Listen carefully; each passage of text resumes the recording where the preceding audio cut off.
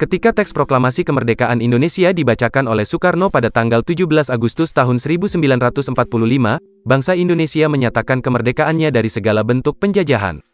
Tentunya, hal tersebut tidak lepas dari peristiwa penting yang terjadi sebelum pembacaan teks proklamasi.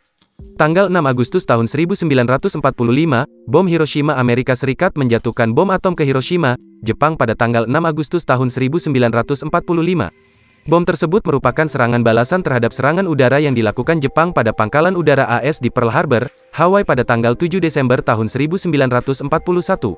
Atas pengeboman tersebut, Hiroshima hancur dan puluhan ribu orang tewas. Tanggal 7 Agustus tahun 1945, BPUPKI bubar Badan Penyelidik Usaha-Usaha Persiapan Kemerdekaan Indonesia, BPUPKI, bubar dan digantikan dengan Panitia Persiapan Kemerdekaan Indonesia, PPKI. Mengutip laman resmi Kemdikbud, PPKI memiliki tugas yaitu melanjutkan hasil pekerjaan dari BPUPKI.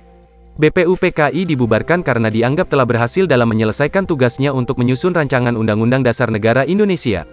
Tanggal 9 Agustus tahun 1945, bom Nagasaki setelah Hiroshima, Amerika Serikat kembali menjatuhkan bom di kota Nagasaki, Jepang. Mengutip kids.grid.id, setelah serangan itu terjadi, Jenderal Tarauchi memanggal Ir. Soekarno, Muhammad Hatta, dan Rajiman Widyodiningrat ke Dalat, Saigon. Pada pertemuan itu Jenderal Tarauchi menyampaikan bahwa Jepang akan menyerahkan kemerdekaan pada bangsa Indonesia. Tanggal 14 Agustus tahun 1945, desakan memproklamasikan kemerdekaan rombongan Indonesia kembali dari Saigon membawa pesan Jenderal Tarauchi.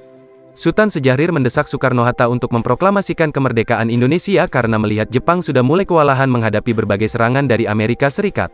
Tanggal 15 Agustus tahun 1945, Jepang menyerah kepada Sekutu. Jepang menyerah tanpa syarat pada Sekutu dan di Indonesia otomatis terjadi vacuum of power. Mengetahui hal ini golongan muda mendesak Soekarno untuk segera memproklamirkan kemerdekaan Indonesia paling lambatnya tanggal 16 Agustus tahun 1945. Namun desakan itu ditolak karena Soekarno ingin meminta pendapat dan pandangan dari anggota PPKI lainnya. Tanggal 16 Agustus tahun 1945, Soekarno dan Hatta diculik ke Rengas Dengklok dini hari. Soekarno dan Muhammad Hatta diculik dan dibawa oleh golongan muda ke Rengas Dengklok, Karawang, dengan tujuan untuk memproklamirkan kemerdekaan Indonesia lewat radio.